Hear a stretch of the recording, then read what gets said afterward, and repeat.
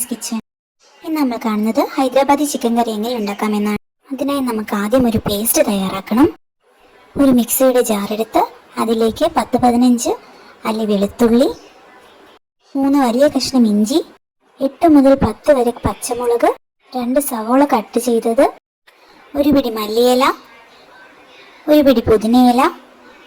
പുതിനയിലയുടെ അളവ് വേണമെങ്കിൽ കുറച്ച് കുറയ്ക്കാവുന്നതാണ്.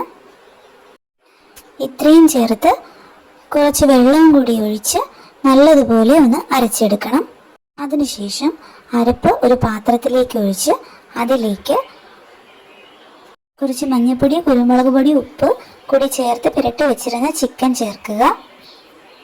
ചിക്കനിലേക്ക് നമ്മുടെ മിക്സ് നല്ലതുപോലെ ഒന്ന് പുരട്ടിയെടുക്കണം. ചിക്കനിൽ എല്ലാത്തിനും നല്ലതുപോലെ പിടിച്ചാലേ അതിൻ്റെ ടേസ്റ്റൊക്കെ നമുക്ക് കറക്റ്റായിട്ട് കിട്ടൂ. അതിനുശേഷം ഇതിലേക്ക് 1/2 കപ്പ് തൈരും കൂടി ചേർത്ത് ഒന്നുകൂടി നല്ലപോലെ മിക്സ് ചെയ്തെടുക്കുക. ഇതിലേക്ക് 1 ടീസ്പൂൺ മഞ്ഞൾപ്പൊടിയും 1 ടീസ്പൂൺ ഉപ്പും കൂടി ചേർത്ത് നല്ലതുപോലെ ഒന്നുകൂടി മിക്സ് ചെയ്തെടുക്കുക. ഇത് നമുക്ക് 1 മുതൽ 2 മണിക്കൂർ വരെ ഒന്ന് റെസ്റ്റ് ചെയ്യാൻ വെക്കണം. ആ സമയം ചിക്കൻ ഫ്രീസറിൽ വെച്ചാൽ മതിയാവും. അതിനുശേഷം ഒരു പാൻ എടുത്ത് അതിലേക്ക് 2 ടേബിൾ സ്പൂൺ എണ്ണ ചേർത്ത് ഒന്ന് ചൂടായി വരുമ്പോഴേക്കും അതിലേക്ക് 7-8 പച്ചമുളക് കീറിയത് ചേർത്ത് നല്ലതുപോലെ ഒന്ന് ഫ്രൈ ചെയ്തെടുക്കണം. നമ്മളിതിൽ മുളക് പൊടി ചേർക്കുന്നില്ല. അതിനാൽ നിങ്ങളുടെ ടേസ്റ്റിനനുസരിച്ച് പച്ചമുളകിൻ്റെ അളവ് കൂട്ടുകയോ കുറയ്ക്കുകയോ ചെയ്യാവുന്നതാണ്.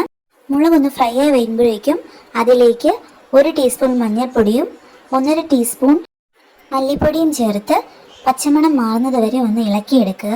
അതിനുശേഷം അതിലേക്ക് 1 ടീസ്പൂൺ പെരിഞ്ജീരകം ചതച്ചതും കൂടി ആഡ് ചെയ്ത് നല്ലതുപോലെ ഒന്ന് ഇളക്കിയെടുക്കുക. മാരിനേറ്റ് ചെയ്യാൻ മാറ്റി വെച്ചിരുന്ന ചിക്കൻ അതിലേക്ക് ചേർക്കുക. ചിക്കനും അരപ്പും കൂടി ചേർത്തതിന് ശേഷം നല്ലതുപോലെ ഒന്ന് ഇളക്കിയെടുക്കണം. ഈ സമയം ആവശ്യമെങ്കിൽ കുറച്ച് ഉപ്പും കൂടി ചേർത്ത് കൊടുക്കാവുന്നതാണ്. ചിക്കനും മസാലയും എല്ലാം നല്ലതുപോലെ ഒന്ന് മിക്സായി വന്നതിന് ശേഷം നമുക്കിതൊന്ന് അടച്ചു വെച്ച് വേവിക്കണം. ചിക്കൻ എല്ലാം നല്ലതുപോലെ ഒന്ന് വെന്ത് കിട്ടണം. ഇതിനായി ഒരു 20 മുതൽ 25 മിനിറ്റ് വരെ ഇതൊന്ന് അടച്ചു വെച്ച് വേവിക്കേണ്ടതാണ്. ഇടയ്ക്കിടയ്ക്കൊന്ന് ഇളക്കി കൊടുക്കാൻ പ്രത്യേകം ശ്രദ്ധിക്കുക.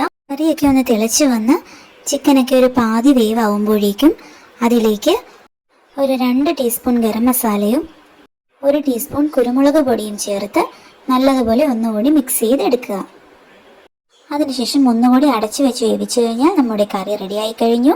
ഒന്നുകൂടി ടേസ്റ്റ് കൂട്ടണമെന്നുണ്ടെങ്കിൽ വേണമെങ്കിൽ നമുക്ക് ഈ സമയം കുറച്ച് ഫ്രഷ് ക്രീമും കൂടി ആഡ് ചെയ്തെടുക്കാവുന്നതാണ്. അടിപൊളി ഹൈദരാബാദി ചിക്കൻ കറി റെഡിയായി കഴിഞ്ഞു. ഇഷ്ടമായ ലൈക്കും ഷെയറും സബ്സ്ക്രൈബും ചെയ്യുക. Thank you for watching.